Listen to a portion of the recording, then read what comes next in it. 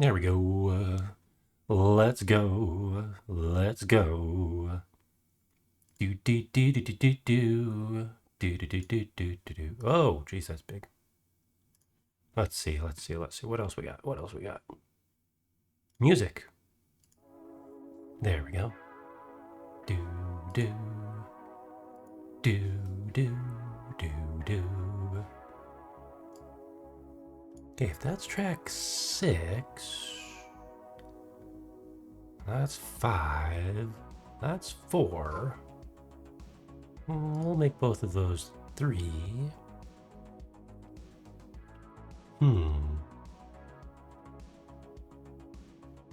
There we go. So track 3. 1, 2, 3, 4. Okay, there, 4. So I found out as I was doing some video editing, I did not have all my tracks properly separated. At least on the game system scene in OBS. Because, yeah, Zombies Ate My Neighbors was playing the same track as my voice. It's like you can do all these fancy things in OBS, but you gotta actually do them. Okay, no, kind of want to change a little bit of the layout here. Because we don't really need to show all the little details here. Do do do do do. Unlock. Do do do do do. No. Oh. Display. Scoot that up a little bit. Ooh, there we go. No. Too much.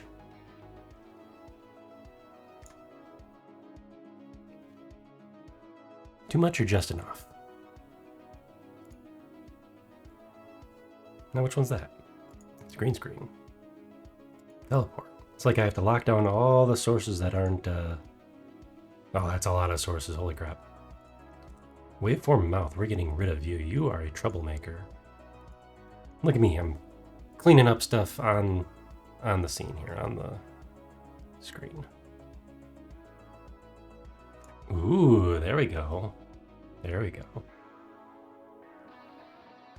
You know what? We could probably stretch this just a little bit too. Near. We'll see how this looks. We'll see how this looks.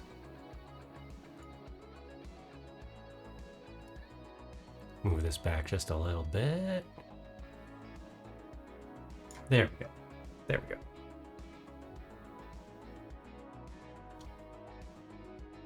All right. Yeah, that looks better already. How does it look for everyone? Because if it's stretched funny, then that's no good.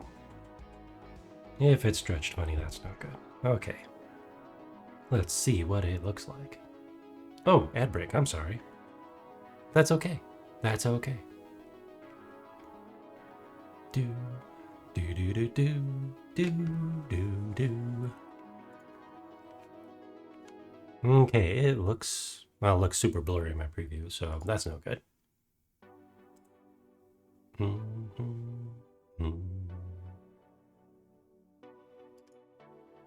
There we go. You know, it doesn't look half bad. I would say it doesn't look half bad. In fact, it could look just a smidge better. Because we are like 1 pixel off. 1 pixel off from perfection here. Let's see. They're all perfect. Perfect. Now we have the line on the bottom instead of the top. All right, welcome in one and all. Oh, as soon as the ad break is done. I need to enable the thing that says, you know, whether there's an ad break or not. Also, let's go hunt down some things.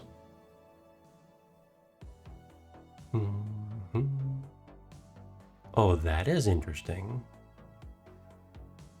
My spout plugin is broken. Huh. Well, how about that? We're just gonna can that for now, anyways. What are you? I have no idea. Oh, you were up there. Well, let's see. Isn't this fun when we're doing this live? Spout. I think that's good, Spout. I think that's me. Yep, that's me. Overlay, overlay. Let's see, what else do we got? What else do we got? Drill core. You're in the wrong section here. Let's just remove you for now. I should really clean this off before I do these kind of things.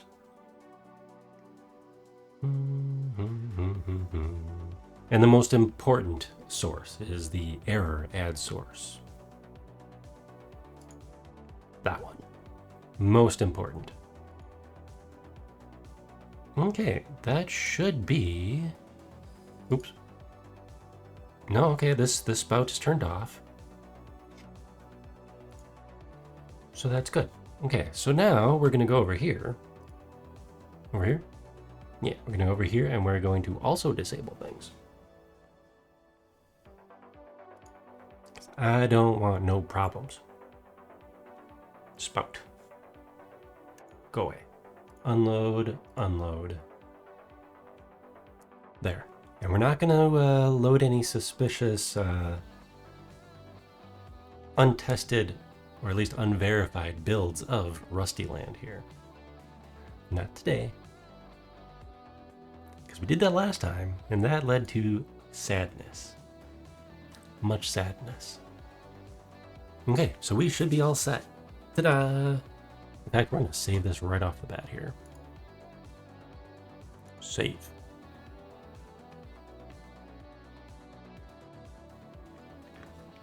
Okay, oh, we do have special news. I'm going to make a note and pin it. I can now click the button that says Your Videos.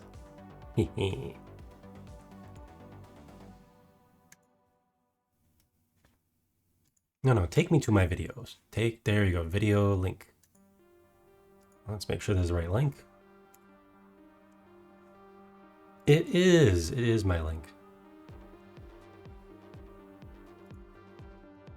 We have an all trailer.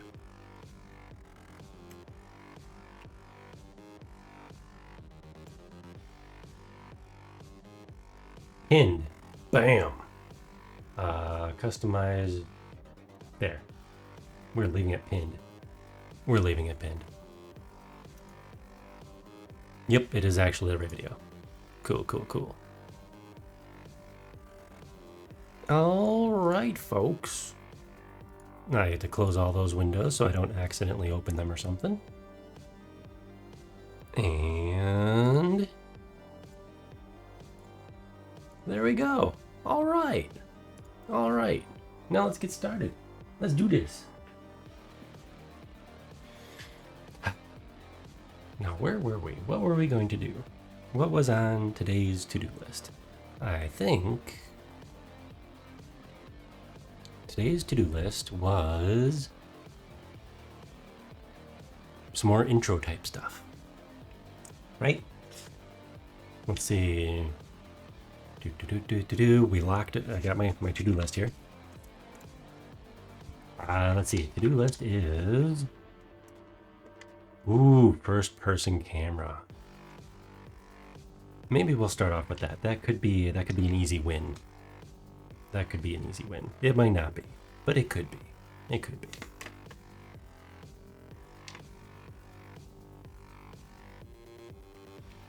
Spout runs always. We got a pen. Oh, that's a nice pen. Check. So I have on here, besides a bunch of scribbles trying to get other pens to work, I have a first-person cinema cam?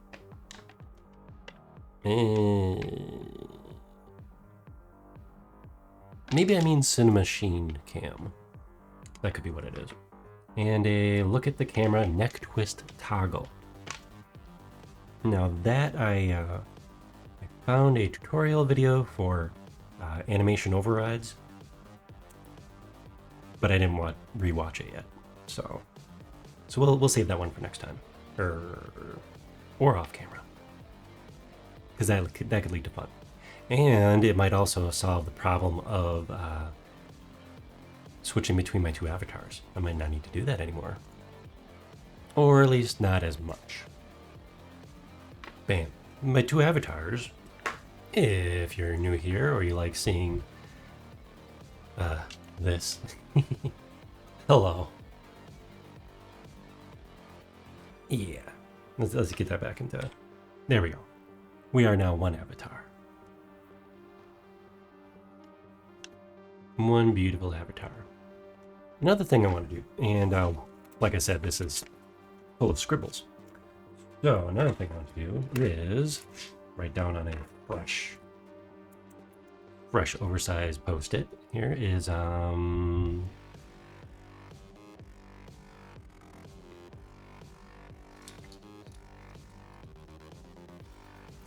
forgot already. Hello there, fuzzy algorithm. I like it. Nice.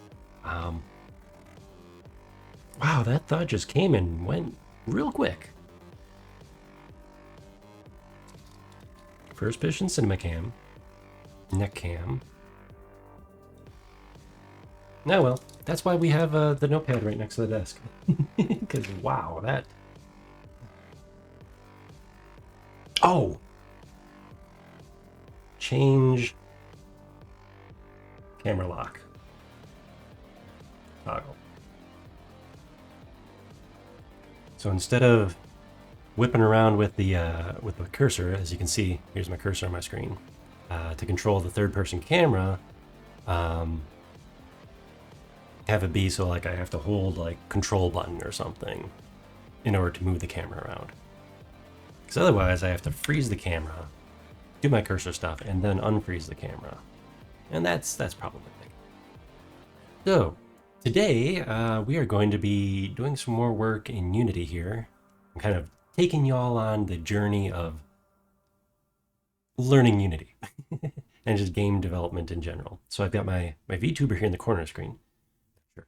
If you just stumbled upon me, or if you might maybe hopped on from the blue sky or somewhere. But so what we have here is I'm building a kind of a sandbox or a playground, a little streaming environment, but might turn into some kind of game at some point. What we have here is we can run around in the game engine. Assuming I turned off everything that would make me crash. Last time I was doing a little too much experimental stuff, and it had a couple of hard crashes. But I think I fixed that part. The joys. So what we have here is as very basics. We have my VTuber avatar in the game engine. So that's him. We can do waving stuff. Yeah, we like to crash this. I think I fixed that. We'll find out.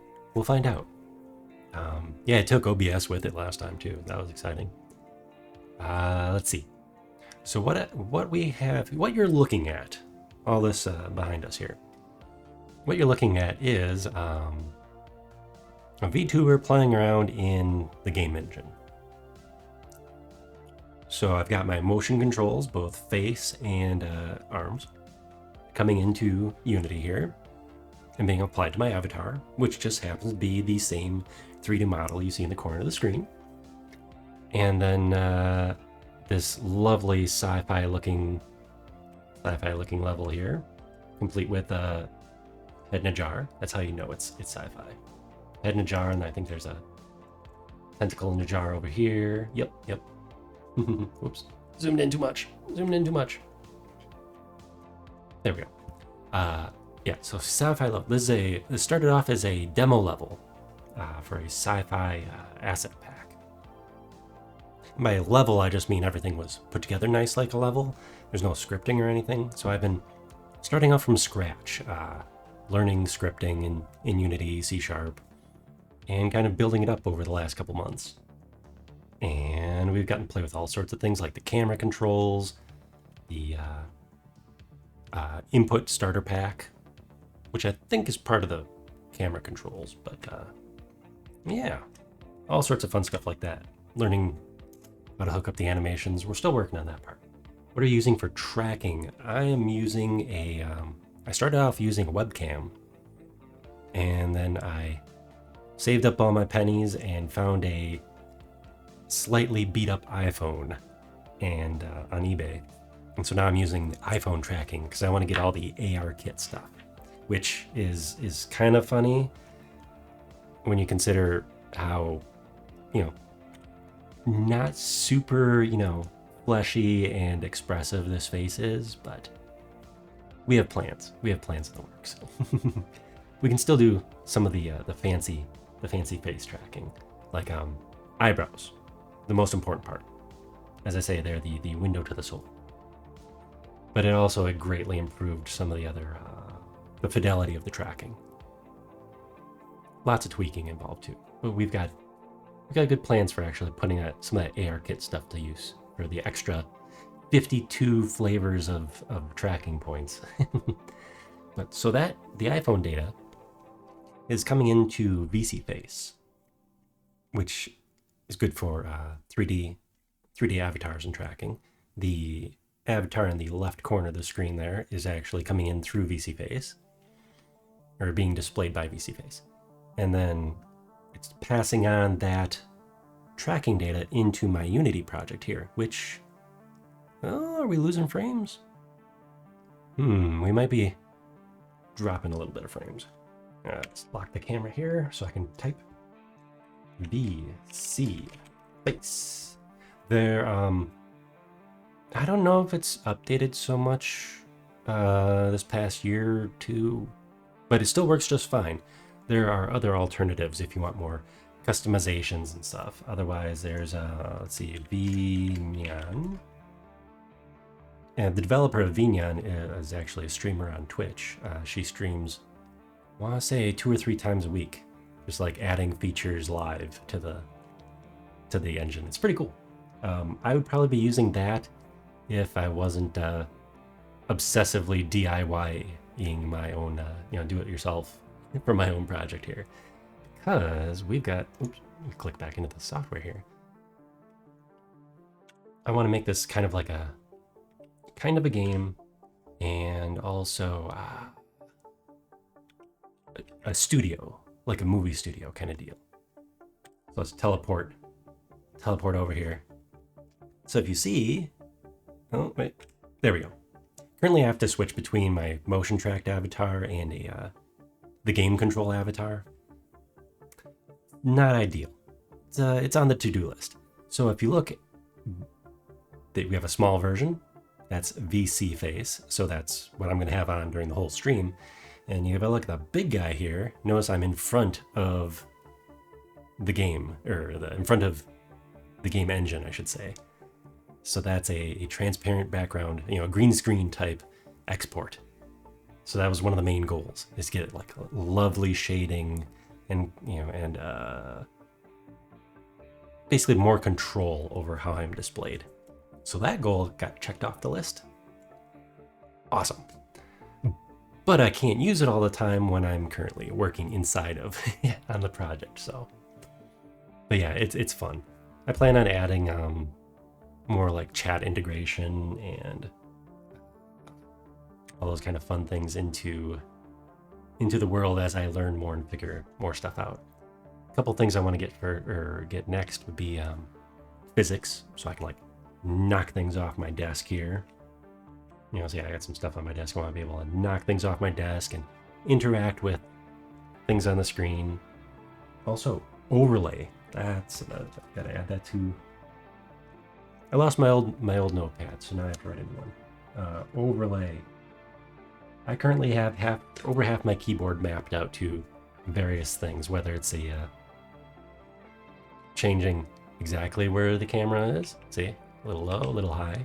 It's the little things I've noticed I've needed over time. Switching between my avatars.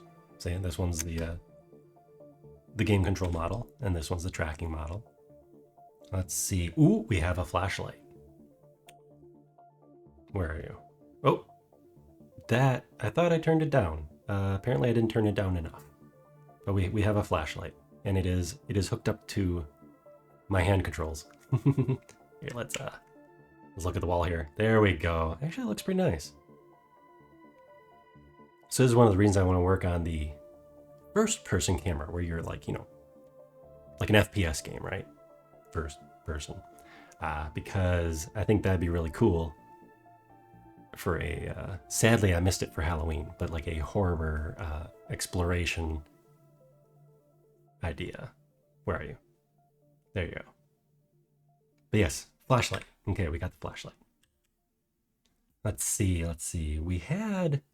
We had some more fun toggles that I had to get rid of because they were very much crashing this. I think I was trying to do a little too much at once in a very unoptimized way. Yes, so we're not gonna do that now. One of them was to have the stream feed, what you guys are all seeing, on this computer here. Not the one with the Windows pipes, the one that is currently displaying, what's that? Company profits, yes. But I'm kind of minimizing what will cause crashes at the moment. Yes, we're gonna minimize crashes for the moment. Ooh, there we go. TV studio. New post-it note. New goals. Yes. So we've got my office. I'm gonna be building this out more to fit my theme of a ruined factory. So basically, halfway decent office will be on this side, and this way it'll be just ruined factory. Yeah. Let's see. And then this over here is going to be set up more like a TV or movie studio. So I can do fun little clips and green screen type activities. I actually have a green screen hidden here somewhere. Where are you? Space scene, office scene, green screen. There you are. Green screen is how you're seeing Big Rusty on the left here. And for things that require an actual green screen, a teal screen right now, I guess. Oh well, teal screen.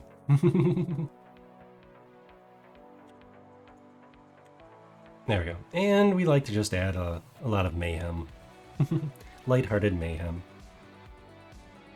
Because we're not just doing this project. I play the occasional game. I also focus a lot on like 3D modeling and smart stuff. For instance, still gotta fix that. It's part of my Mecha Modeling Monday, where usually on Mondays I do 3D modeling. In this case, this is the head from a old school mecha, armored trooper Votums. Except the lens here shouldn't be floating all over the place. It should just be tracking with my eye, but only in one axis. Things to fix. This, however, there we go. Big fan of this one. I made a headset or headphones based on the anime Pat Labor. And it looks ridiculous on my very wide head. I mean, it just looks ridiculous because it's super huge. But it's fun to build. Going with the low polygon aesthetic. So it's got that look to it. Nice how that turned out. I still have to finish up the last mecha modeling project. That one. That one takes a little bit more work. Okay, and then we have... Hey, where'd my headset go? My headset's not on this model. I forget that sometimes. All right. And thank you. Yeah, it's a lot of fun. I mean, being a 3D avatar here, 3D VTuber in a 3D environment, you can do all sorts of fun stuff. I even have, oh, I don't think I had the source for a while on my OBS. Let's see. No, don't you zoom in and out. Rusty print. There he is. So here is in the corner is a little test print of, turn that down. A little test print of my avatar here. There we go. Is almost action figure sized. Almost action figure sized. He's about, well, I have him right here. How tall are you?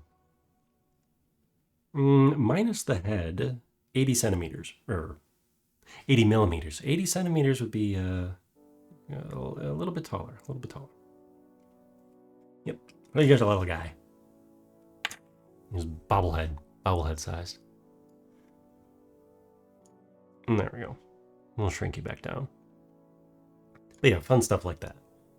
Be able to export them right from Maya into Cura. I think I use Cura, my 3D printer. I don't have a fancy resin printer. I just have a decent filament printer. But for a test print and that small, turns out just fine. Now, the guy on the other side of the screen. Yeah, let's go to just chatting. Oh, that is an old picture. I thought I fixed that.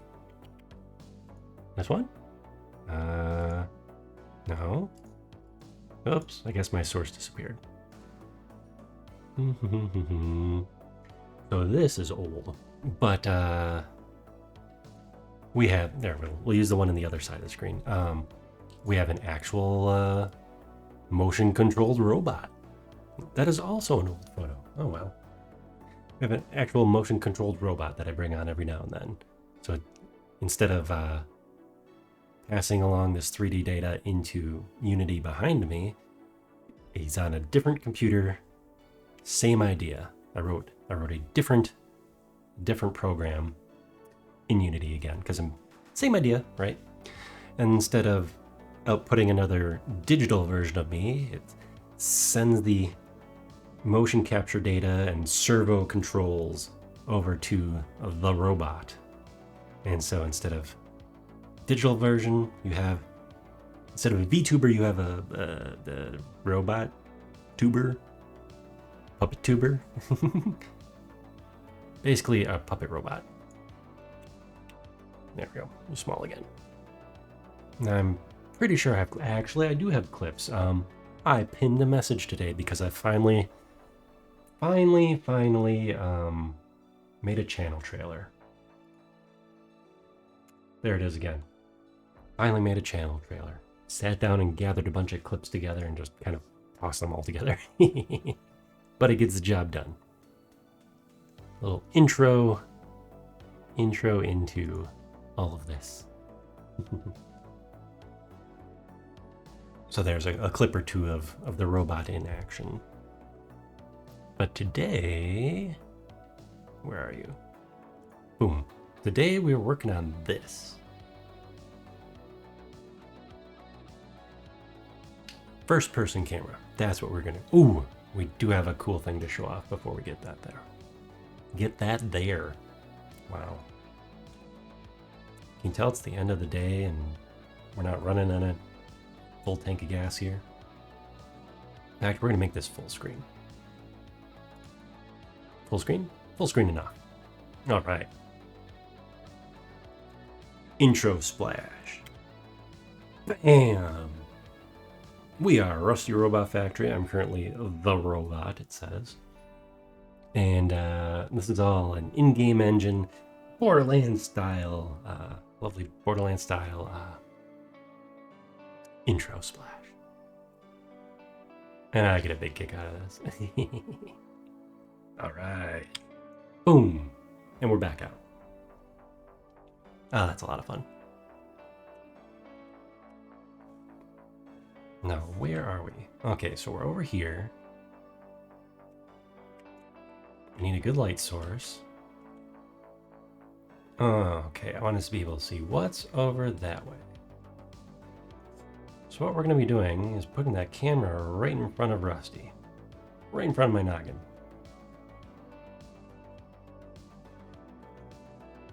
You know, I should also, maybe for testing purposes, I should have it a little sitting in the corner of a screen, kind of like how I have in the background.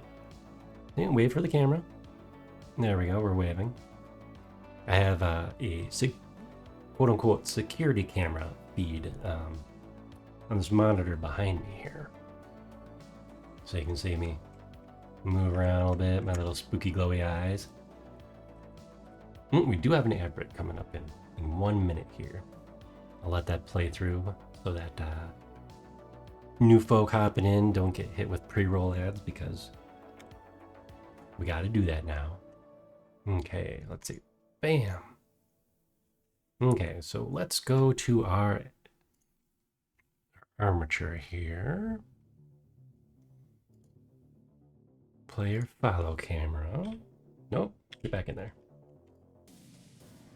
Okay, so there's that camera. We don't want that one. We want...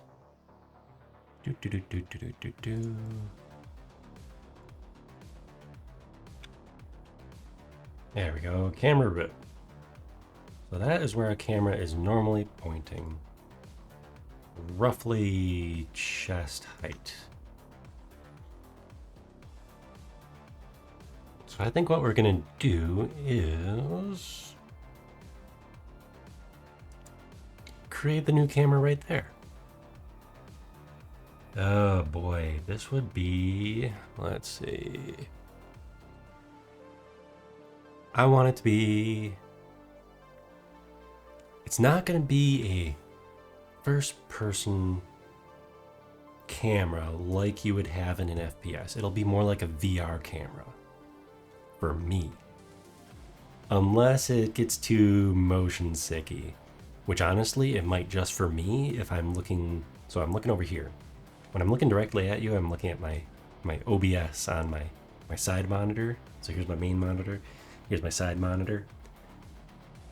So if I glance over at my OBS screen, there's just a slight delay. Well, yeah, it's not much. It's just a couple milliseconds or something delay. And that would, that might make me sick if it's like VR style, because I get motion sick pretty easy. So we're gonna try it out though. We're gonna try it out anyways. So I think I'm going to do a just regular virtual camera. We're gonna call this not Archual. FPS cam. Oops. Especially when I can type. That's great. Priority, we will put priority 19. No, not 219, jeez. Priority 19.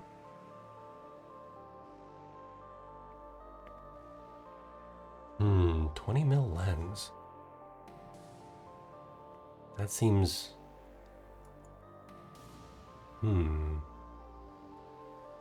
Let's put it right here. Let's see if it'll let us look through the FPS cam.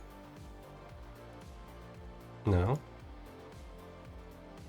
Interesting. Okay. I think it put the camera right where we are. So we're gonna zero that out. It did. Okay, so we're looking through the camera right there because, oh, probably because it has priority. Probably because it has priority. So,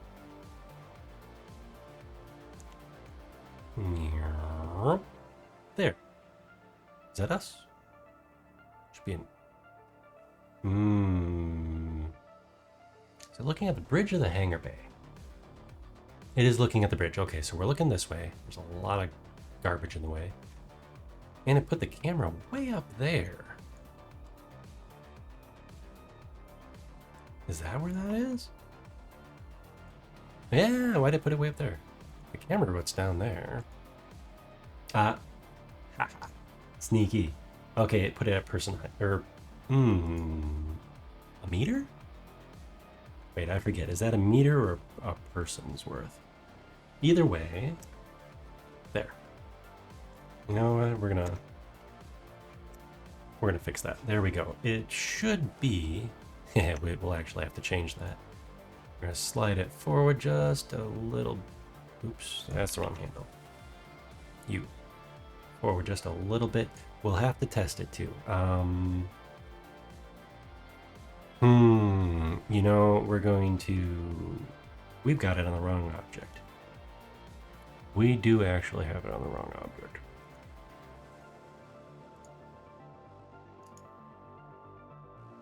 Are we using the skeleton? I don't think we're using the skeleton. We gotta go put it on the head. We gotta put it up there.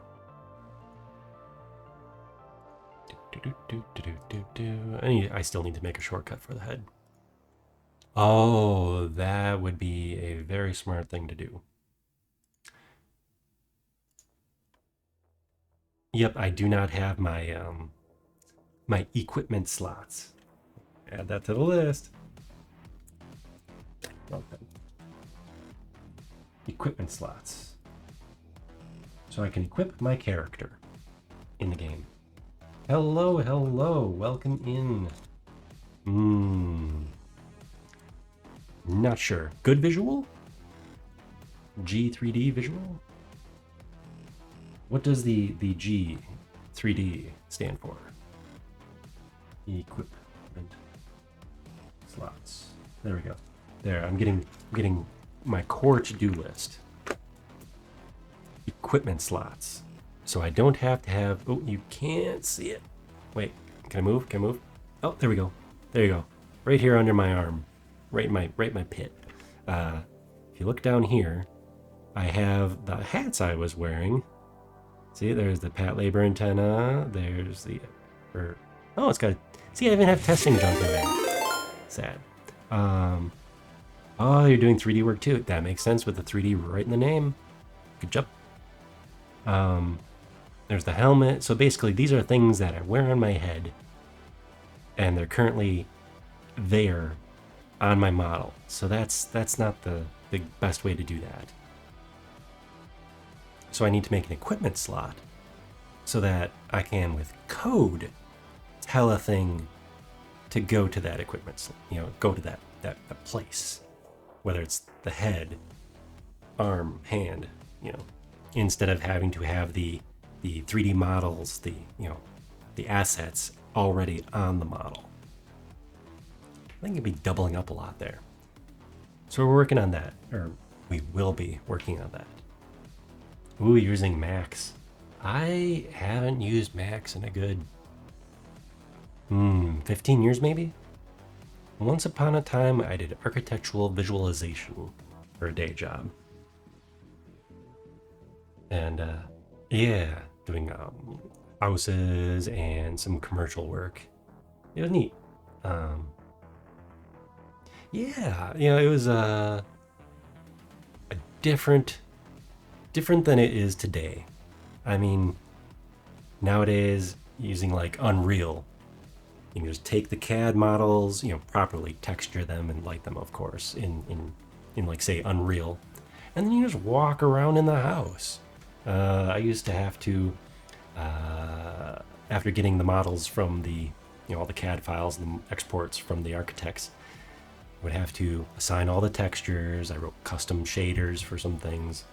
And then it's like, oh, is everybody gone for the day? Cool, I'm stealing the whole office's network just to do, a stack of renders, distributed rendering. So I'd be like, yep, high-end high-end CAD machines. And here it's like, okay, I'm going to run you all at 100%. So I can get my work done in like 20 minutes of render instead of 2 hours of render.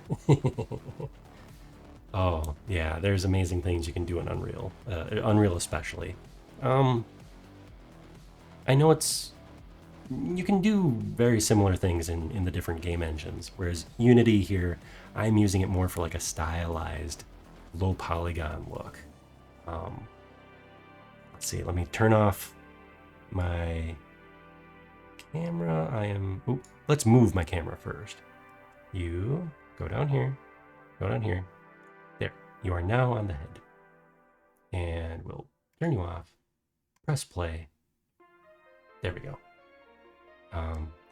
So... a little side-by-side here. Hello. See, we're inside the game engine. And I don't have a realistic rendering setup here, especially since this is sci-fi, but here we go. There, we have an office. We have an office setting here. But it's very much game looking, you know, low polygon, flat textures. You can do beautiful, more realistic, you know, more photorealistic. I gotta use the right terms. In Unity, but Unreal has a lot of the lighting stuff just nailed down. It's really cool. So if you're doing ArchViz, I'd recommend taking the Unreal route. Now what I'm doing here isn't just for the look. I want to add in more game elements like interactivity, running around, making cartoons, kind of. So I'm doing this whole DIY, do-it-yourself VTubing. Where are we? There we go. Let's zoom out. Let's zoom out. There we go. There we go. Now we're on my face for some reason. There we go. There you go. So here we are in the rendered game engine, and here we are in the editor version. And what I am working on right now, let's see. That follow cam, we can just see what it looks like right now. It's one of the wonderful things about playing with it in the editor, and kind of like a debugging, is we can just test it right out. Oh, it's inverted. Gross. Up. Oh. This is, however, exactly what I was looking for. Oh, that is fantastic. That is exactly what I was hoping for. So what I have is basically pseudo VR. We gotta raise that up a little bit. There we go. We have sort of VR, where I just attached a camera to my head, or my skeleton, my avatar's skeleton here, to the head joint. I just attached a camera to it. So now I can look around. And if you look, there's giant Rusty in the sky up there. T-posing watching over us. Oh, this is a little disorienting though. Oh, that's so cool. So the reason it's disorienting is because I have my tracking mirrored. So when I look this way, I'm actually looking to my left, and Rusty is looking to the right.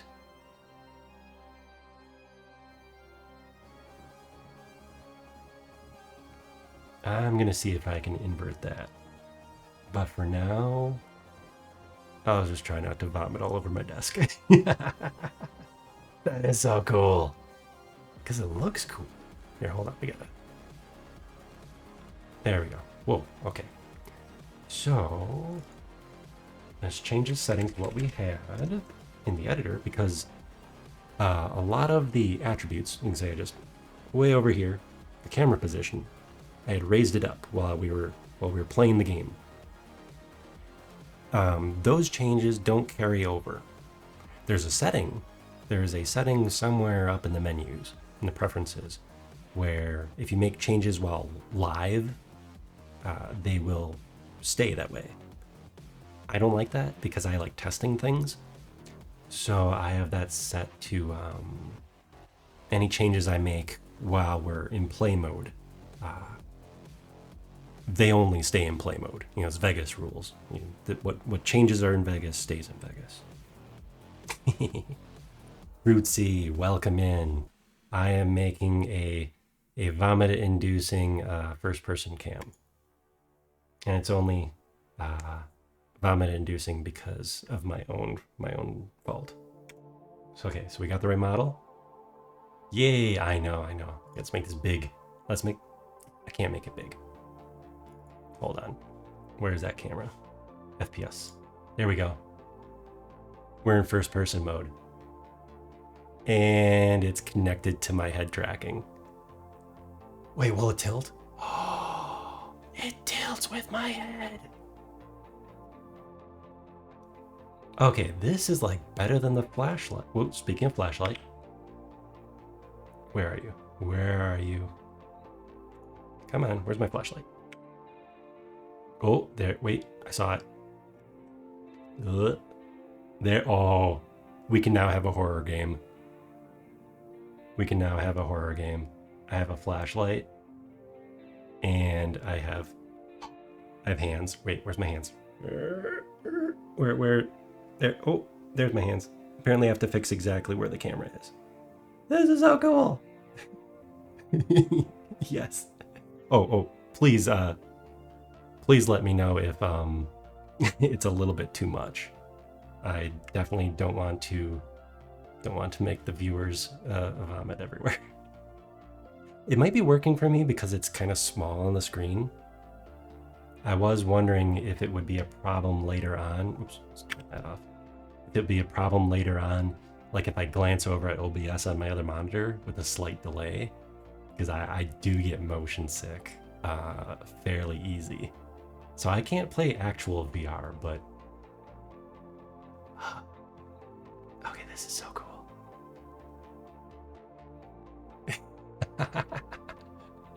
Yes, marketable mascot. Oh, jeez. Oh, gosh. Wow, if I'm going to do that, I definitely need some dampening on the, Okay. Let's turn off the FPS cam. Oh, and a cool thing. Is there an Unreal equivalent to Cinemachine? I know Unreal has their own dealio. Let's see. Let's nope, not full size. This one. There we go. So Cinemachine, which I'm using for the camera, is a camera system, and it super simplifies things. So basically, what I have hiding behind my avatar is this first-person cam. I called it FPS cam, and it handles so much of the hard work. So basically, I have it set to priority. So when it's enabled, it just tweens into or lerps into motion. It's the same thing I do with my Borderlands intro, like this. Oops, have to press play here. Boom. So I didn't animate any of that. I have a camera sitting in a fixed position. So another camera, I should say.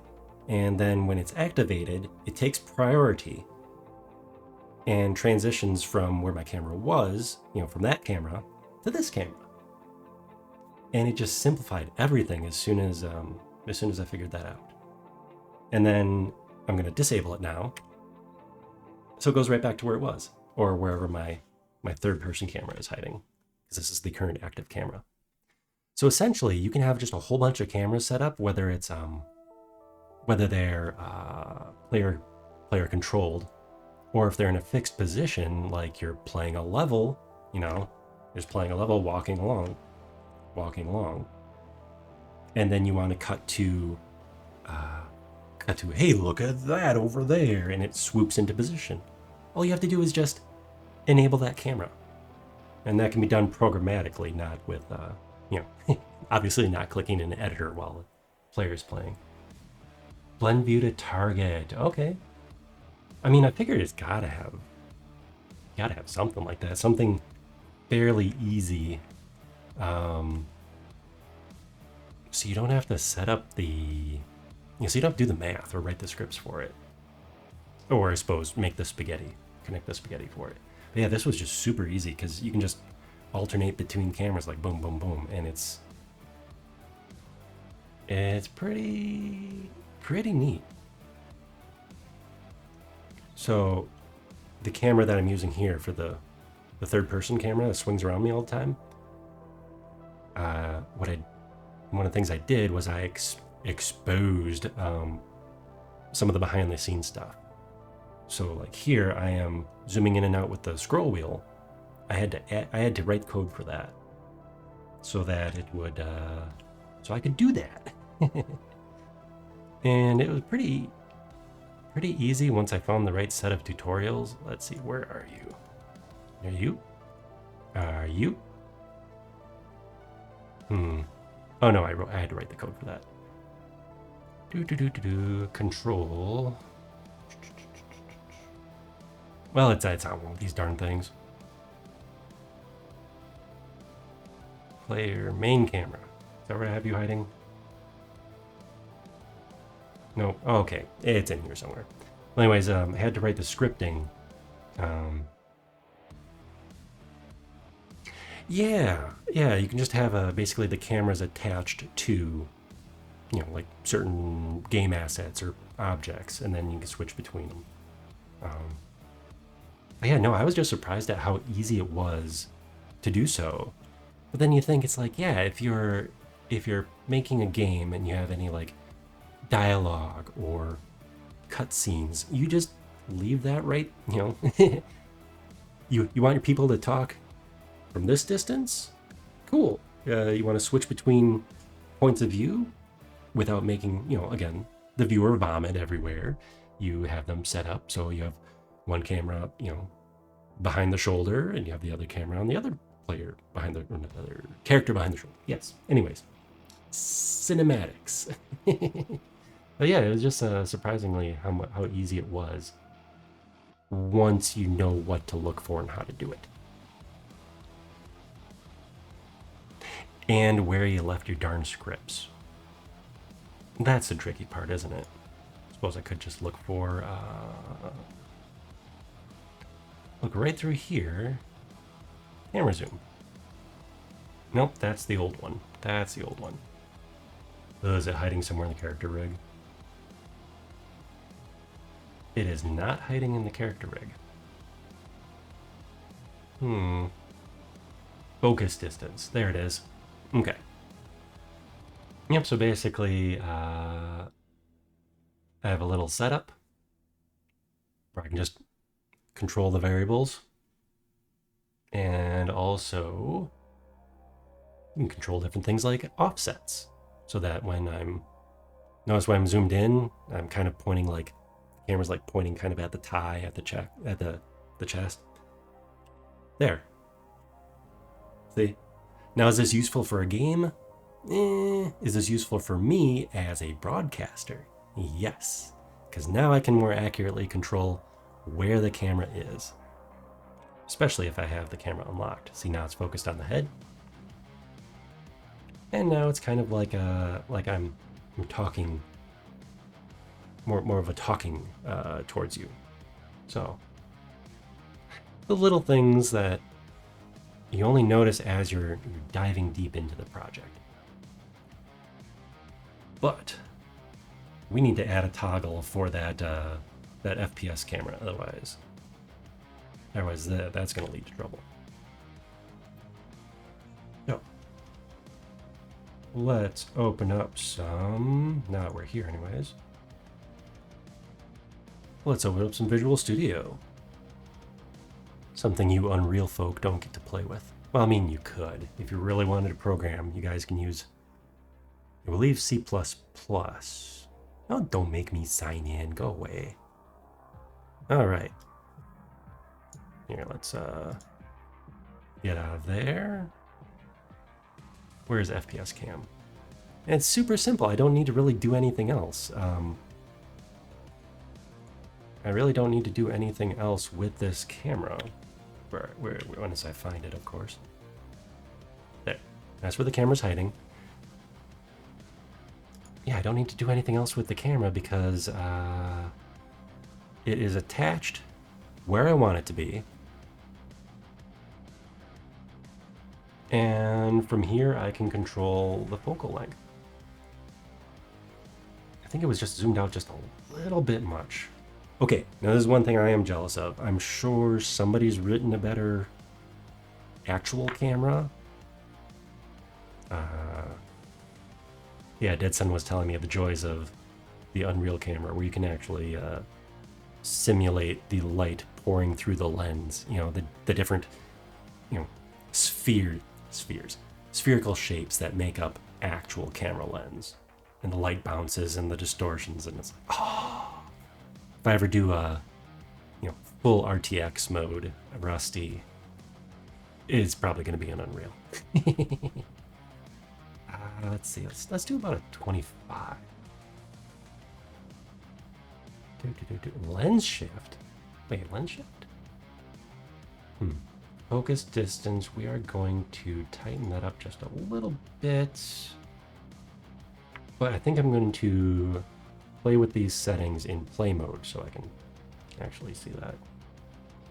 Man, I haven't written C++ in a long time. I'm using C# here, and at the day job I'm using a little bit of C# and a whole lot of Visual Basic. I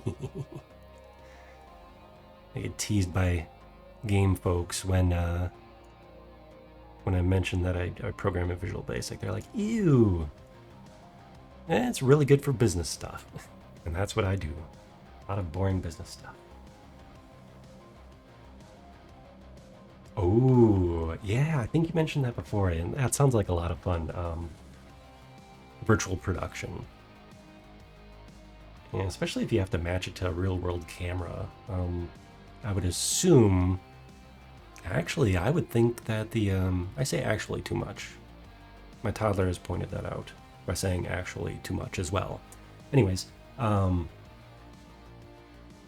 wonder if, like, some of the camera companies, they're the lens manufacturers, probably Blackmagic, would have their own lens profiles already pre-built for like Unreal. Let's see. Yeah, actually is the one. I can't tell if I picked it up from my kid or if I'm the one that uses actually. Yeah, I use the Blackmagic stuff. Ooh. So maybe you can answer. Did you have to build a lens profile, or did they provide, or is one available for, like, what would that be? A red? Is red Blackmagic? Yeah, that'd be interesting. I mean, my big studio here, I don't have a real need to match up my actual lenses. See there, I could use it. I used it properly. Because I don't have a true studio. I'm not doing something like well, like Woody Devs. Woody Devs would have a use for that. To composite virtual and actual production. Now that I realize how often I say it, it's gonna get me every time. Oh. Okay. I don't know if the text is a little fuzzy on screen there. It says you had to use a calibration system to build a lens profile. Cards. You take images of at different angles and distances. That makes sense. It's like calibrating any camera lens. You have to really dial it in on your expensive camera. On a point and shoot, you don't really care. But if you're using like a cinema, using some cinema glass, that definitely makes a difference. Especially when you need to bring it into the software and composite everything later. Building up your profiles. I know just enough of some of this stuff. I didn't have to worry about it when I was doing architectural visualization back in the day because it wasn't there yet. It really, real time was definitely not there yet. And let's see, dang, I had a nice workstation too. And it still took a couple of hours to do some of the still renders. I should dig through some of my some of my backups to see if I can find my old renders. I don't remember what resolution we even used. It probably wasn't even 4K. Because this was, you know, like 15 years ago probably. Oh, a video wall. Cool. Cool. So that's like what ILM is using, right? Like for like the Star Wars stuff, amongst other things. But like the Mandalorian, where instead of having a green screen, the actors would be maybe some props would be filmed, you know, with a video wall background. It just seems so much more immersive and a lot easier to do some of the special effects, like chrome. You don't need to simulate the reflections on chrome. You can just have the actual, not the environment itself, reflecting off of the model, and that's how they did the some of the spaceship scenes. Yeah, that was pretty cool. That was pretty cool.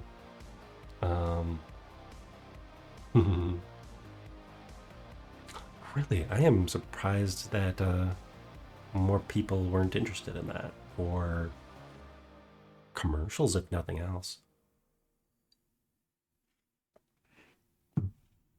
Neat, though. That's pretty neat. Okay. No, where's my Visual Studio? There's my Visual Studio. That is just cool.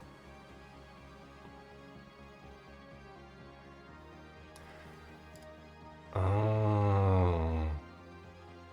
I mean, you can't really point at, like, The Mandalorian and be like, look, we didn't do this, disclaimer, but we could make your stuff look just like it.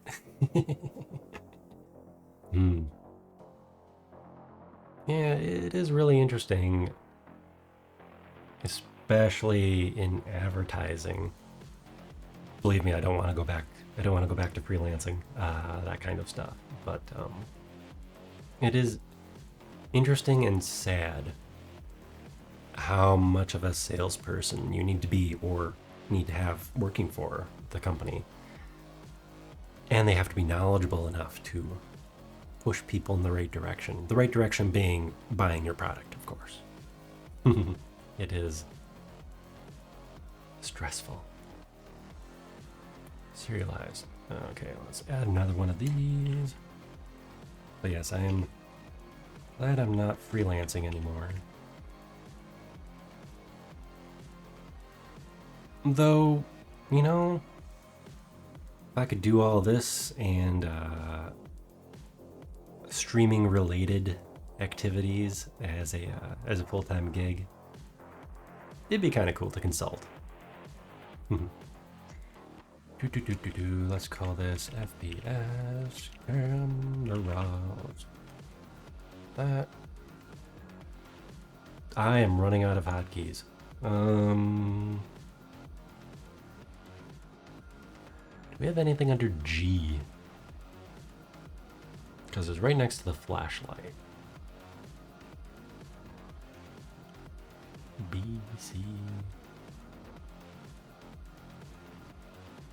Oh, G it is. Okay, E, F, G. Just gonna copy this. Bam.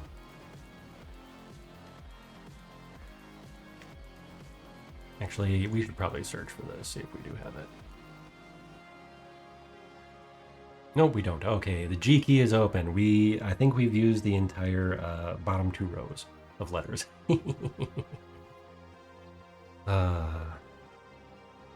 We do not want flashlight. We want FPS cam and FPS cam. There's probably a better way to do this, but you know what? We're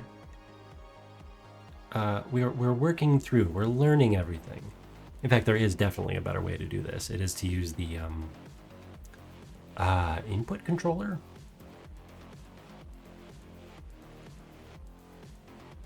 Yes, it is to use the input controller, which I think I have right down. Yep, right down here. This tab here. here's where I should have it, because then we don't have to key bind in code, because you don't want to hard code all this stuff. Oh, looks like I do have the zoom set to the Z key. But yeah, so basically what all of these things do, well, for instance here, jump. It's currently mapped to 2 things. But you can change these things. You can calibrate these things. You can have them set up for, oops, did I just, no, a gamepad, okay. You can set them up on gamepads and then configure these on a menu in your game. That is way better than what I'm doing. But this is a work in progress. We're testing things, we're learning things. Eventually, when I have enough of this worked through, I'll create a new project, take what I have learned, take the scripts and assets into the new project, start fresh. Let's see. Okay, control lights. We got the script. We need to fill this little slot right here. We need to go find our FPS cam. Oop, and there we go. Oop, one important thing. Yes, a very important thing. We need to go back into that script. And when it is, we need to set it to inactive. Oops. There. Hooray for IntelliSense. Most of the time, it does predict what I need to be typing. So this, when the program starts, that's what this is. It does these things. So these are setting all these items to inactive. Otherwise, they'll all be on and fighting for control, and I'll need to turn them all off with the key presses. We don't want to do that. There. So even though it is right there, right here, it is currently active. It won't be once we hit the play button. However, if it's inactive, then it's hard to see. Then it's hard to find it in here, as we're working on things. Like I have a light hovering above my head, or my flashlight, for instance, that's attached to my hand. The flashlight, there's the flashlight right there. So that one's there. But I have a light bulb above my head when I need more lighting or have a bright idea, pun intended. I can't find it by clicking here right now because it's invisible or inactive. So it's invisible up there, and it is somewhere in my my hierarchy, which honestly I could find it easily just by typing in here somewhere. It's called ideal light. There it is. Man, I should move this. I should probably swap this around a little bit. I really need to hide my hierarchy from y'all. All right, let's see. Lens shift. I do not know what that is. We don't want to override anything. We don't care where it's pointing because it's being controlled here. So what you can do, instead of making a million cameras when you want to draw attention to something, what you can do is with a script, you can have it change the aim. I call it the point at. I think might be a Maya term. You can change the point at or the aim. Let's see, aim composer. This camera has aim composer. But with a script, you can tell it to point at a specific game object so that when you're interacting with an object, you can have it focus on that object. I should say it. You can have the camera or the viewer's attention, their point of view shifts and they look at that object. and they interact with it. When they're done interacting with it, you can, release the camera constraint and release the point at. Oh, look at. Here we call it a look at, which is confusing. The object, the aim target. But down here you have an aim. In fact, this is angry at me for some reason. Why is it angry at me? Oh, change aim to do nothing if you don't want a look at target. Okay, that's fair. I imagine the same thing here. There. All right. Problem solved. We're going to save where we are right now.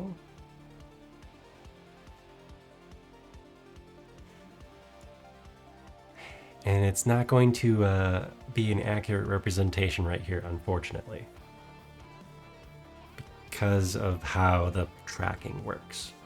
So let's just embiggen it again.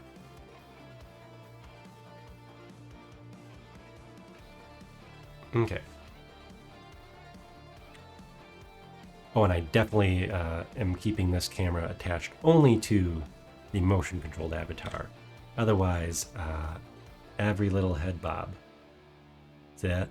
The little subtle head movement. You get the, oh, what game was that used to make me just... Was it... I'm talking way, way, way back when. I don't remember if it was Quake or Duke Nukem, maybe? You get that subtle little head bob. I think in a later remaster of whichever game it was, you could turn that off. And thank God. Ooh, interesting. I just heard my graphics card, or my fans at least. I heard my fans kick in. We are rendering this in nice detail. Okay, we are going to... Was it G? Interesting. Did I not press it over here?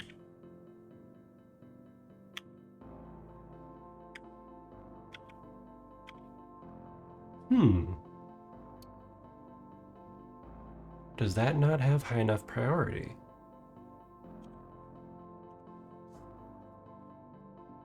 So I made it active, which should have...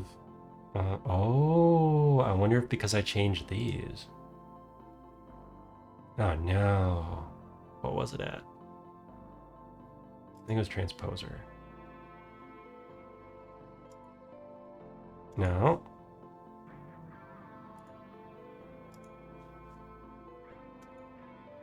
Oh no.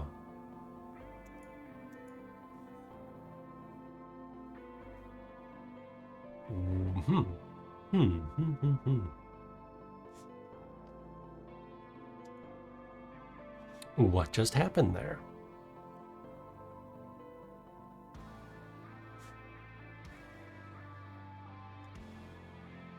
Let's move the camera over here.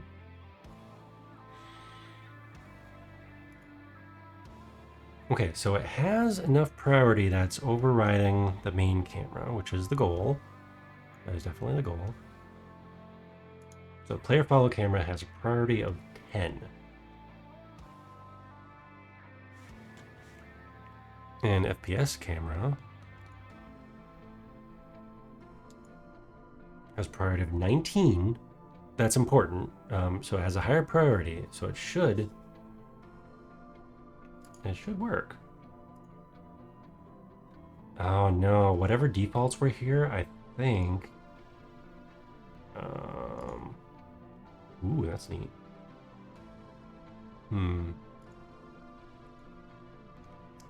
Yeah, I might need to create a whole new camera, funny enough. Let's try this again. Okay, so we're here. You know, I should really just start off in this mode so we don't have two of me looking around. Okay.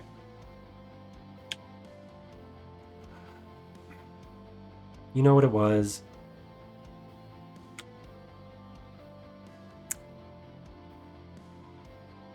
It was fine. It was So you notice which person we are right now? We're the game control. The tracking. Remember I just said before hitting play that the tracking is based on the motion control version? Yeah, if we're not using the motion control avatar, we don't get the camera. It's kind of neat though that it goes away just like that. It's inactive because the whole avatar is inactive. What a neat side effect. Yeah, actually, haha. Indeed, if you look in the corner of the screen, right here, the camera is active. But the parent object is inactive. You can see all this grayed out stuff beneath my armpit.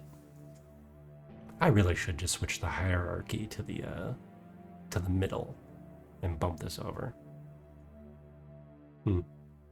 Interesting.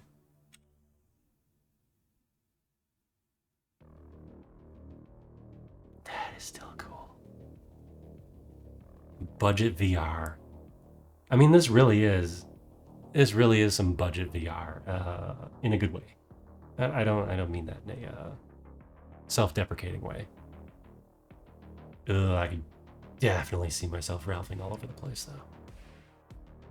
Because I do not have a camera lock on this. Ooh. Welcome in, Nix. Welcome in. We are playing around with first person. We are playing around with first person point of view. I think I nailed the focus distance. Okay, man, it's a little disorienting.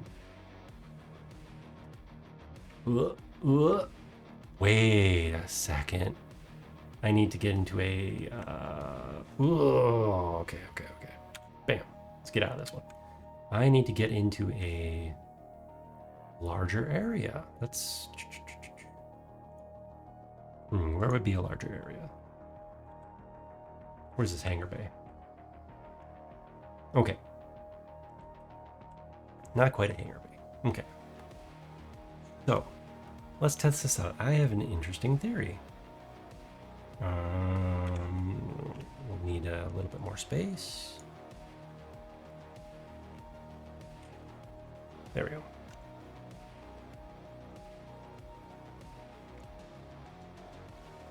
Well, that's cool. You can see exactly where the camera is. It's the little control gimbal right there. So the camera is still moving around, which makes sense, even when it's not visible. But if we shut it off, oops.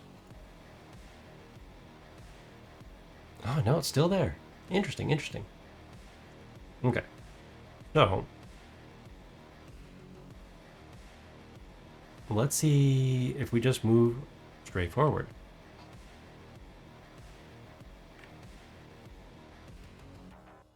Oh, that is interesting. That's going to take some getting used to. And I think I have a speed up button, for sprinting. I do not have a slow down button. Which way are we even facing?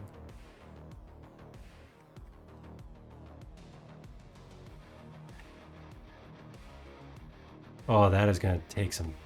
I'm going to need to separate the controls from the first person camera. That is interesting. Oh, obviously, what I should be using is a gamepad, because then I can control. See, I'm using the keyboard.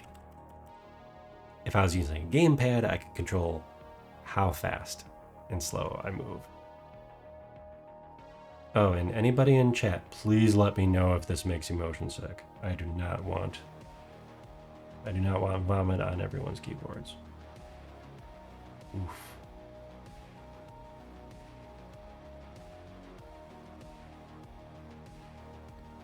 Yeah, so the flipping around is a little harsh. This is so cool though. It's basically motion controlled VR. Blech. And a little too much of it. Okay, let's go back there. Disable that camera. There we go. Okay, we're safe. We're safe again. Oof. That's an interesting experiment.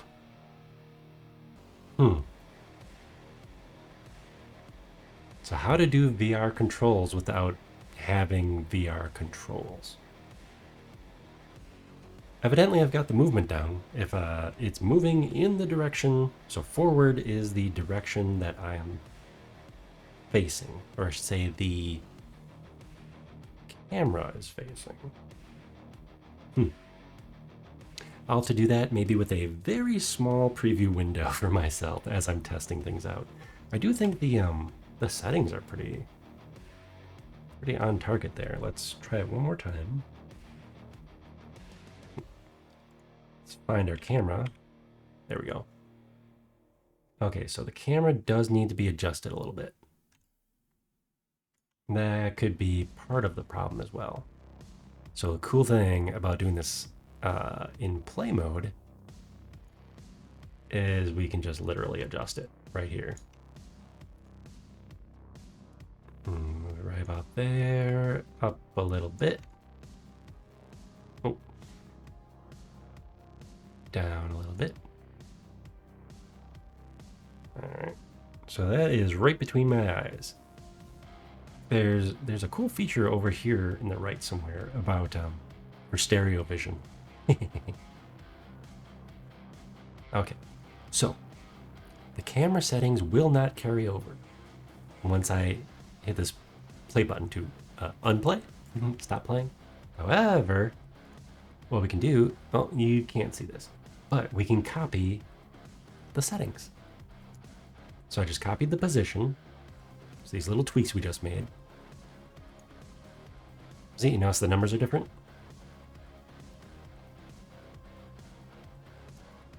Bam! And now we save.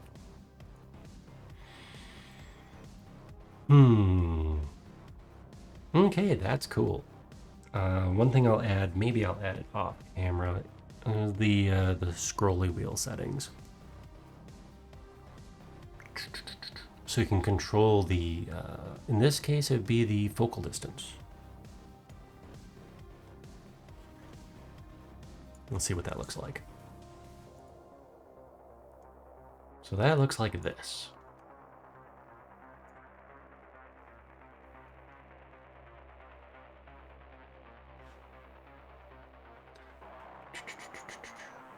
The focal distance, in this case, because we are in a virtual environment, right?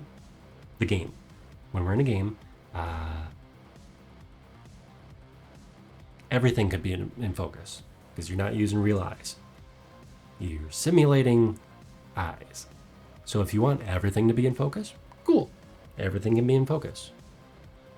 If you want it to be like a camera, and only certain things are in focus. For instance, let's see. Let's go to our post-processing stuff. So here's all my post-processing. So my fake camera effects. Yeah, you can see right here what these look like. Notice how the stars get a little. There we go. Notice how the stars, they kind of trail off into the color separation. It's blurry in the distance. There's a nice darkness around the edges. There, all gone. Everything is in focus. All the visual effects are all turned off right now. Well, I should say these particular camera visual effects are turned off. But that's no fun. See, look, even the little buttons way in the distance are in focus. Well, you can't see them, but they're in focus. Man, now it's moody. One of the things that I need to control is the focus distance right here, which I have a script that interacts with this setting. In fact, there it is. If Finally found it. The focus distance is on the post-processing.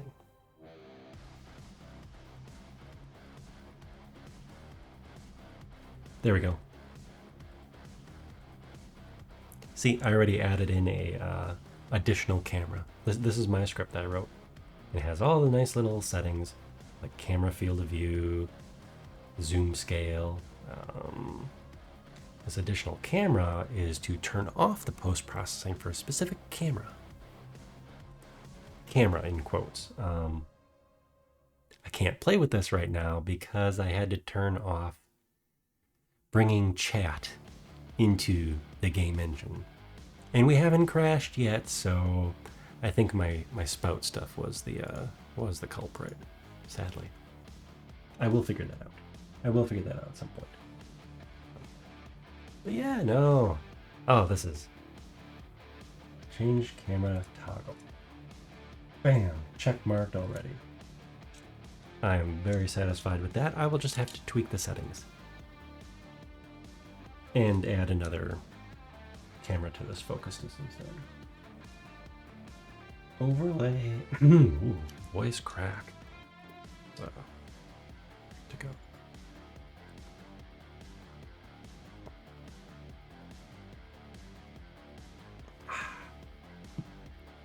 A lot of talking, not enough water.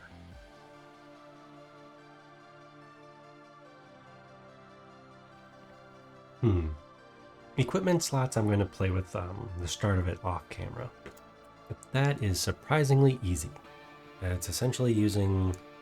I've written the code for something else. So, super easy. You are setting an object, because everything is a game object.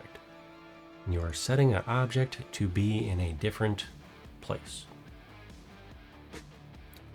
So, where's my teleport? Of course, it's like the one script I don't have up here.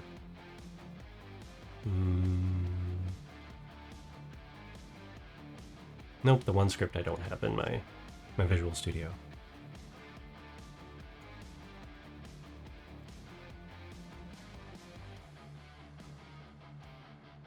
Well, you're in here somewhere. Anyways, there is a for character movement. Essentially, portal. There, super easy. So same idea. I'm not going to work on it right now because I want to set up object interactivity. So like, if there's something in the game world and I want to be able to interact with it, you know, interactable, I think it's probably the term. So like a light switch or pick up a soda can. You assign it a specific type of, in this case, right here, it's the player. See, compared when I collide with this object that is set here, that the script is attached to. When I collide with the object, it triggers the event.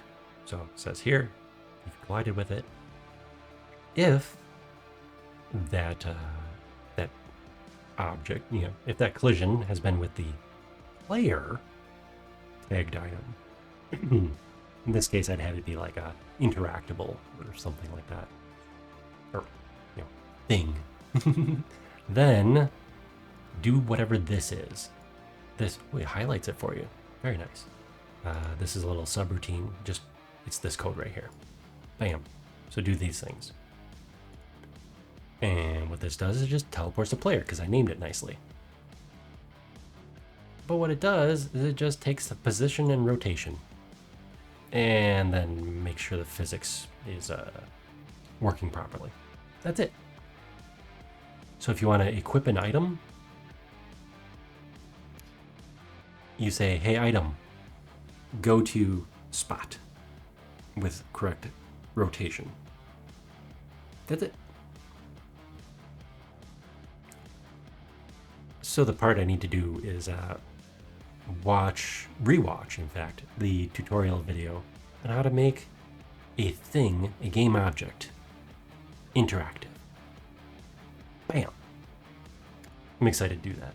And I'll probably do that fun this weekend or something. Man, my voice is just starting to go. So that's exciting. And that I can leave on the to-do list for now. Let's see, what do we got left? Okay, we are going to go back into the game. And I think we're going to start setting up our studio. Let's just go over to the green screen.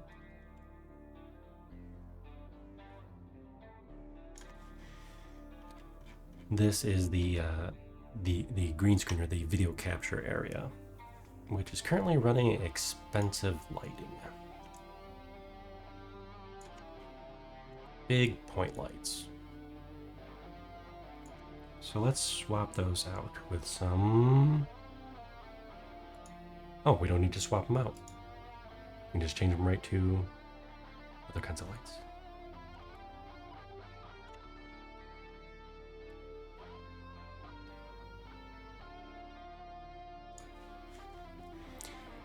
Except I don't know where they should be pointing.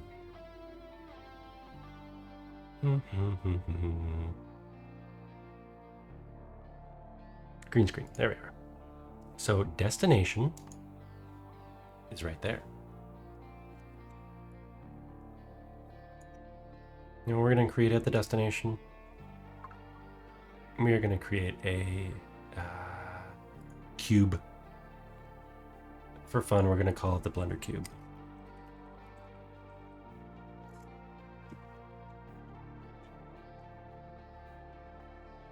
Wait, should I call it Blender Cube or the default cube? Either way. Oh, geez. See, this is why it's amusing. This is especially why it's amusing. A little big, though. Maybe we'll scale it down a bit. There.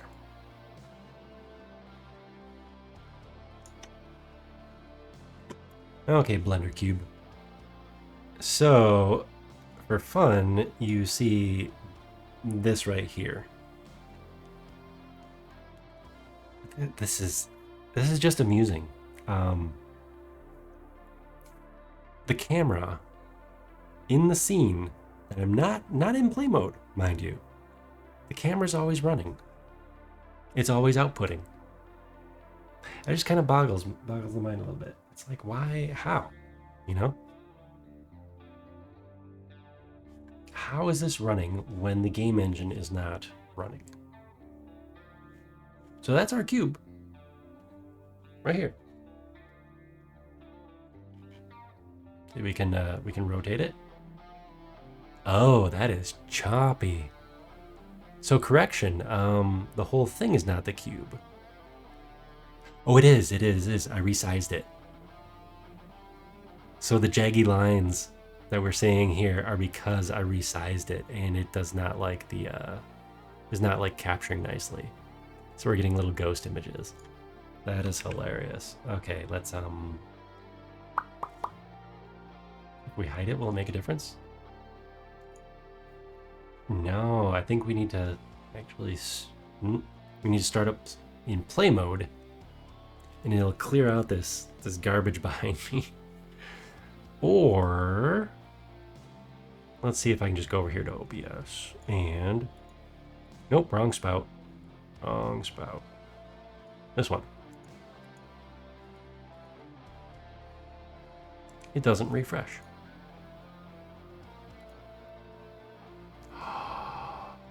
Oh no. Is that why it's janky? Have I been nerfing myself this whole time? No, not that one. Oh, that's legacy. Default. What does that look like? No, it's still funky. Okay. So we got pre-multiply. Okay, so I changed the pull time. Let's just do a little quick test. I need to know. And the beauty is, boom, We can find out right away. Okay, this is hilarious. He's standing on top of the cube.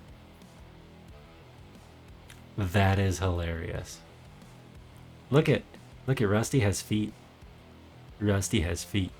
He's standing on top of the cube because I put a cube where he's supposed to land. It's funny when physics works exactly as it's supposed to. So I wonder, are we rendering any better than we have in the past?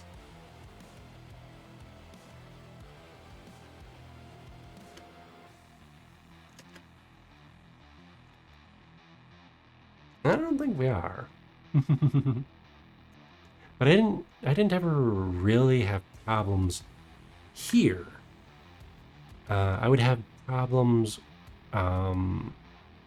with the compiled version, the built version of Rusty Land, which is this whole project here that we're running in Unity.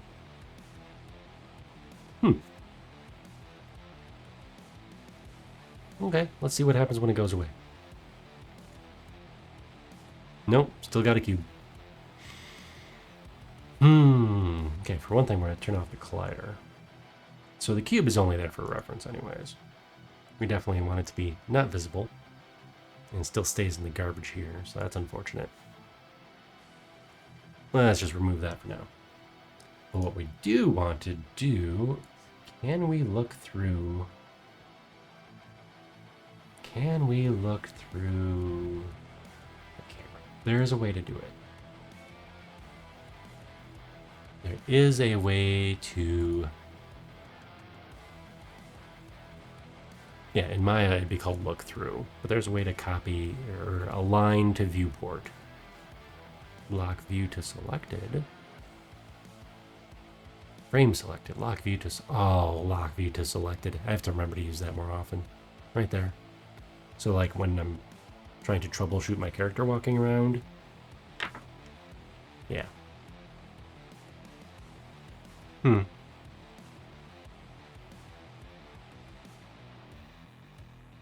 There we go. Align with view.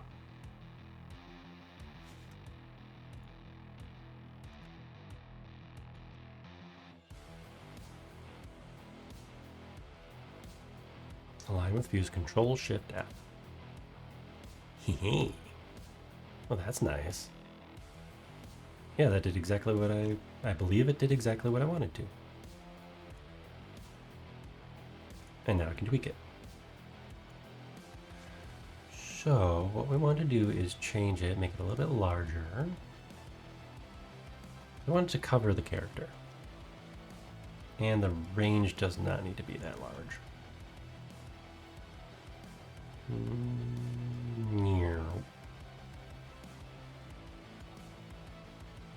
We just want to make sure it is shining past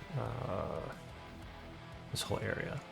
And I might not even want it to be a spotlight. I figure I should have at least one light properly lit.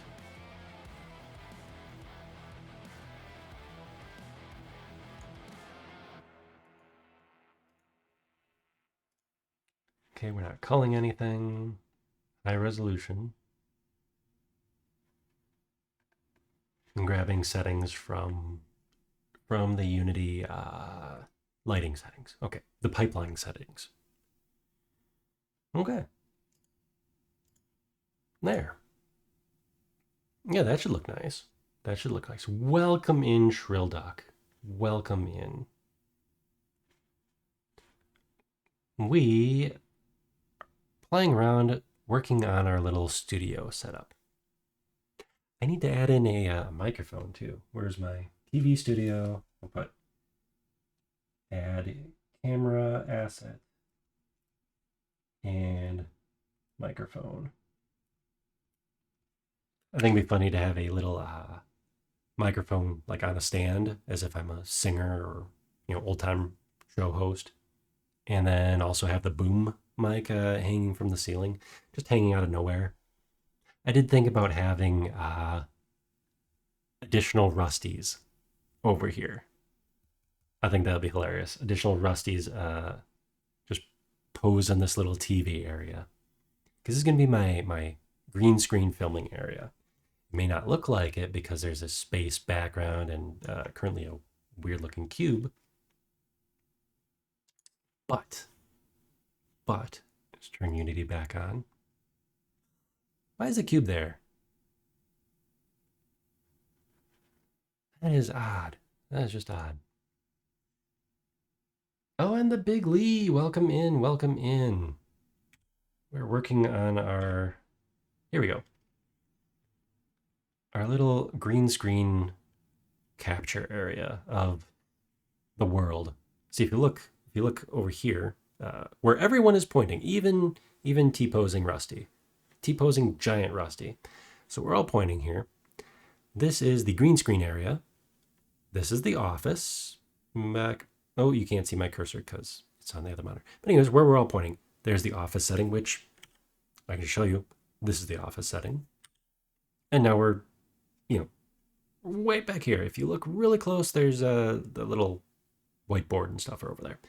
And then the space station is a whole giant thing in the background. I do not have a toggle to jump back into the space station. I really should. And why am I on my tippy toes? I did not notice that before. Look at, behold. I'm wearing heels apparently. Or I'm just on my tippy toes. Well, there you go. This Rusty knows how to land on his feet, but that is interesting. I guess when I'm motion controlling, I'm usually focused right here. So, as I was mentioning, this is the green screen area, also known as transparent capture because we don't need a green screen. See, notice no green, we have a beautiful star field.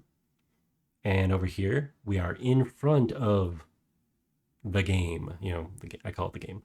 We're in front of the software, the capture. We have a nice transparent capture. No green jaggedies around the edges. Great, huh? I think I can even run this minimize. Let's find out. Yes, the camera still works when he's minimized. In fact, at this point, we could, in fact, and notice I didn't say actually. There. We're not even using VC Face for the capture right now. Nice. Now I would want some optimization going and have my Unity project compiled and built so it runs more efficiently.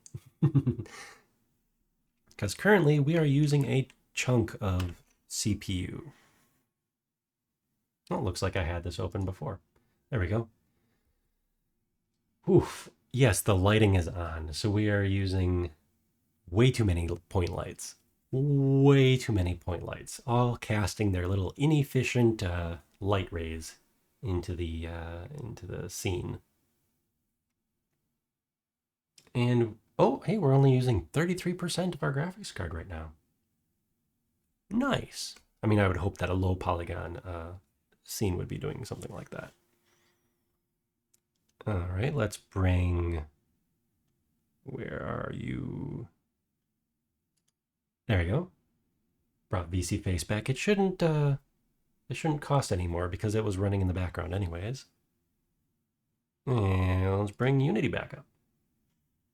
Okay. Let's make it a little bit more efficient. Theoretically, that just turned off the lights.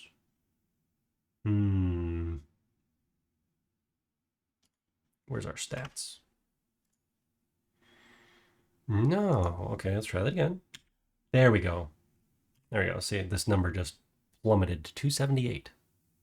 That does not mean 278 lights. It means the little rays coming out of the lights. Yeah, so Unreal has some wonderful lighting, including, I believe, real-time global illumination.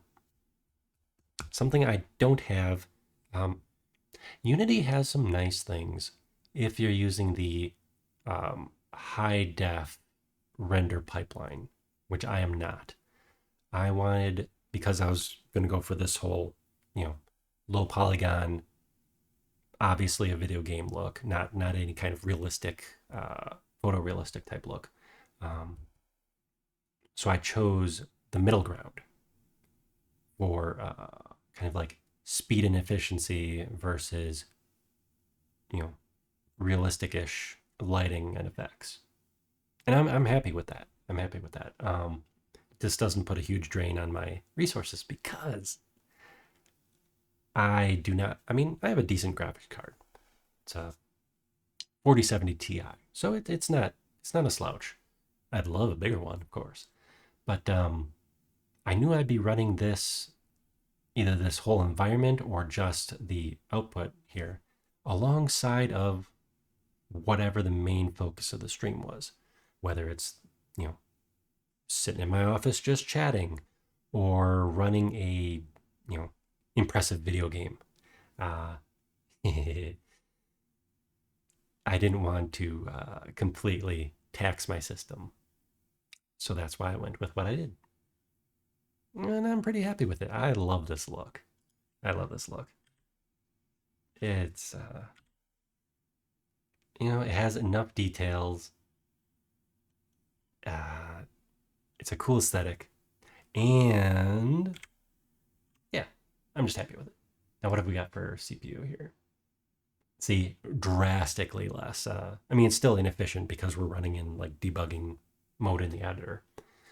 I can chop another like 10% off, 5% off. Oh, we're not using too much for the rest of the things too. And also keep in mind, we are streaming. So, my GPU is also encoding the video and sending it off to you fine folk. But no, I mentioned this earlier today, if I ever do a high def mode, I will be doing that in Unreal. I'm not saying I'm going to use a metahuman or anything, but yeah, that'll look awesome. Using fancy lighting. I mean, I have fancy lighting. It's a camera right over here, about 5 feet away from me, that films the rusty robot. But if I could emulate, those kind of effects in here, oof, mwah. Oh yes, you can definitely crank those settings all the way up as much as you want. But that's with like any game, right? Well, not any game, but you can just keep going to ultra settings and then turning on more things. Like even in here, I can crank up the settings, like more anti-aliasing, more, well, I can't do too much because of some of the limitations of the URP, the Universal Render Pipeline. I'm not going to mess with those settings right now. I could hunt them down. Some of them are tied to the main camera. There we go. Like right now, I do have some anti-aliasing on. What do we got? Oh, I could go all sorts of things. However, I am debugging, and most of the time I'm just here to play with this stuff. There we go. Most of the time I'm just here to play with this stuff. So I want to be able to troubleshoot. For instance, I turned off most of the spout stuff. So chat won't be showing up here in my office, unfortunately, for the time being, until I figure those things out. Figure those out off stream, because we had a number of crashes recently. And the same thing with having, where am I? No, there we go. Too close. The same thing with having the stream playing during the stream on that monitor right there. So I think we just have stocks, the company report, increase company profits. Yes. At least we have a screensaver. There we go. At least we have the fake screensaver. Oh, but one thing we do have, let's see, did we do anything important? I don't think we did, so it's okay if we crash. Check this out. That's a little wobbly. I will have to turn on smoothing, I think. We have a first-person camera. I wonder if it's shaking a little bit because my iPhone might be heating up. So I might be having a little tracking wibbly wobbly. But yeah, look at this. We have sort of VR. And this amuses the hell out of me. Vtuber controlled camera. Pseudo VR. I need to attach the scrolly wheel that I have on my other camera, my main camera, so I can zoom in and out. Oh, geez, I forgot. Oh, look, guys. We have hands. Look at, they look like putty. We have hands. That was beautiful. We also have a working flashlight. Let's see. Look this way. Look this way. Now we can use the flat. Oh, it doesn't show up so well because it's really bright in here. Hold on. Don't vomit, guys. There we go. Look at. Look at. We can use the flashlight. So we can definitely turn the stream into a horror stream. Or maybe, you know, like a dungeon delve, exploring, whatever, you know. But look at that, guys. Ah, that is fantastic. I love it. And as always, the head in a jar. You gotta love the head in a jar. I need to work on the controlling. It's attached to where I'm looking. So if I do a 180, ooh, that's not great. But how cool is that? How cool is that? Oops. Should probably turn the flashlight off. Oh. Wait, will this work? Will this work? This should work. Okay, this should work. Let's get out of here. Let's get out of here. Follow me on an adventure, everyone. Okay, we have a nice straightaway. A nice straightaway. Are you ready? Oops. Get back there. Okay. Okay. Head controls working. Flight mode. Yeah, see, we got flying Rusty. And oh yeah. Let's go. Oh, geez. Nope. Oh crap. Oh, that is fussy. That is really fussy. That does not work as well as I thought it would.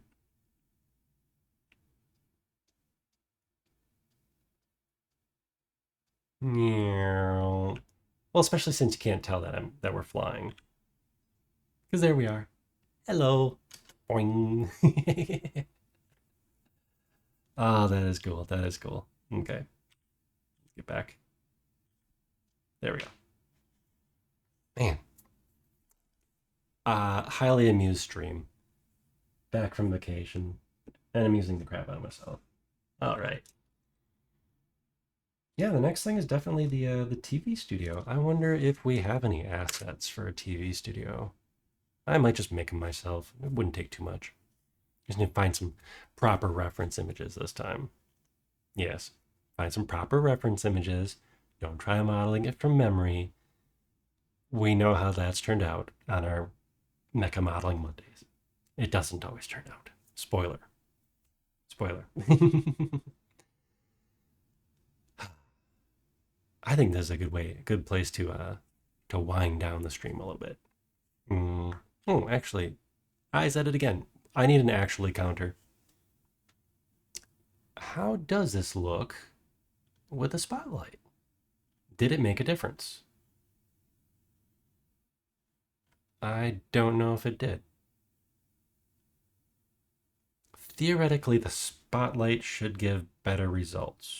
Let's lock that. So theoretically, one last thing to do while we're in here.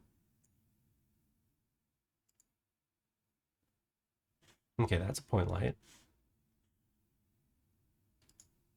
Turn that one off. That one's the spotlight.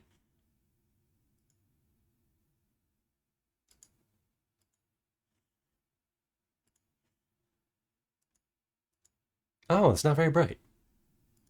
And it's pointed too low.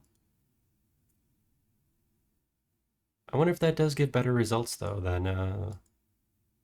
Oh, okay, I see where it is now. Does that give better results than a point light version? Ah. Oh, geez.